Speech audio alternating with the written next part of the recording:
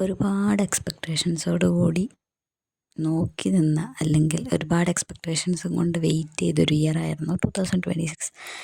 ഇതുവരെയുള്ളതിനേക്കാളും life നല്ല രീതിക്കാക്കണം, അങ്ങനെ ഒരുപാട് റെസൊല്യൂഷൻസും ഒരുപാട് കാര്യങ്ങൾ ചിന്തിച്ച് കൂട്ടി എല്ലാം ചെയ്തു വെച്ചു. പക്ഷേ 2026 തുടക്കത്തിലെ 3G ആണ് എന്നെനിക്ക് മനസ്സിലായി. കാരണം ഇതുവരെയുള്ള ലൈഫിൽ ഇതുവരെയുള്ളതിൽ എൻ്റെ ഏറ്റവും ലോവസ്റ്റ് ആയിട്ടുള്ളൊരു പോയിൻ്റ് ഞാൻ മീറ്റ് ചെയ്തൊരു വർഷം കൂടിയാണിത്. അതും പകുതിക്ക് ഒന്നുമല്ല, തുടക്കത്തിൽ തന്നെ മെൻ്റലി, ഇമോഷണലി, ഫിസിക്കലി എല്ലാം ഞാൻ ഡൗൺ ആയിപ്പോയൊരു സമയം.